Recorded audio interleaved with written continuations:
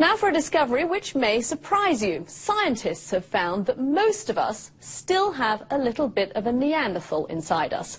A study into the DNA of the human subspecies found that they interbred with modern humans tens of thousands of years ago, and their genetic mark remains today. BBC's Palab Ghosh has more on these extraordinary findings. This is a skull of a modern human, and this is from a Neanderthal. Look closely and you can see that this one has a slightly longer brain case. Most scientists believe that these are two separate species, and there wasn't much interaction between the two. But now we know there was interbreeding, and that all non-Africans living today are part Neanderthal. The researchers extracted DNA from Neanderthal fossils and compared it with that taken from people living today. They found that the DNA of Europeans and Asians is 2% Neanderthal. It's a very exciting discovery because it gives us really the first strong evidence that there was interbreeding with people like the Neanderthals. And it means that modern humans in different parts of the world may have slightly different mixes. Further analysis should give a greater insight into how Neanderthals lived and shed more light on our own early origins. Palab Ghosh, BBC News. And the Neanderthal in me has always said Neanderthal, I stand quite corrected. There are many jokes about people behaving like Neanderthals, but it seems the joke could be on us. Research has found that many human beings actually have Neanderthal DNA, proving there's an evolutionary link. The Neanderthal, that beastly evolutionary outcast, thought to be extinct for 30,000 years. But scientists believe they've picked up the trail of that hairy historic reject in the most surprising of places. In us, many of us anyway, there is new evidence that humans inherited up to 4% of our DNA from Neanderthals. The study in the journal Science is based on painstaking research into 3 Neanderthal bone fragments. Scientists reconstructed the Neanderthal genetic code and compared it to modern humans from across the globe, and found there was up to a 4% match with humans everywhere but from Africa. The theory is that our human ancestors migrating out of Africa some 70,000 years ago had some amorous encounters with Neanderthals somewhere in the Middle East. We mean that they interbred or they had sex.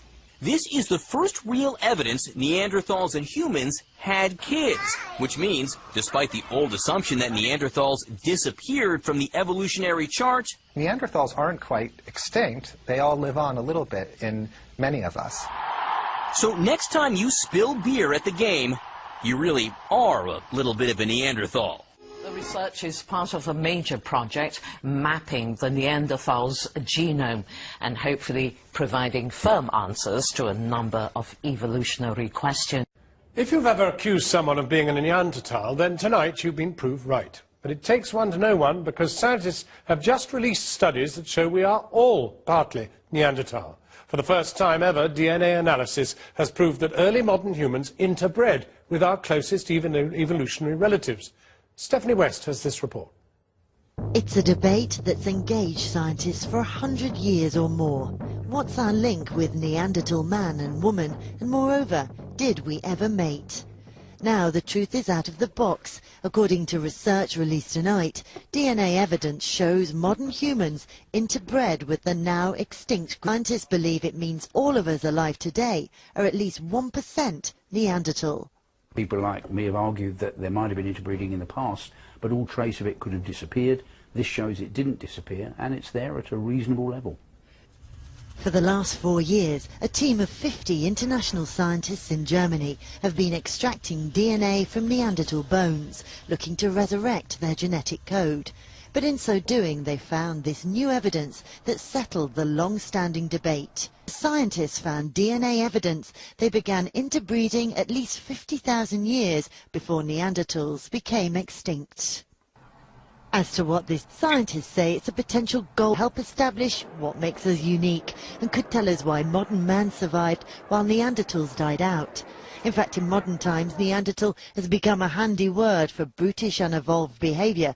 But at the Natural History Museum, they hope this discovery will lead to a little more understanding towards our past partners. They were distinct from us, but they were actually quite advanced humans. They could walk upright as well as we can. Their brains were as large as ours. They were pretty good at what they did in terms of stone tool making. They buried their dead, so they had some very human features. But it looks like they were a somewhat separate line. And what this research also shows is that there are at least 70 genes that have been picked up that seem to be unique to the modern human line. The irony is some scientists believe Neanderthals were driven to extinction by humans, but now it seems they're still around, a tiny percentage.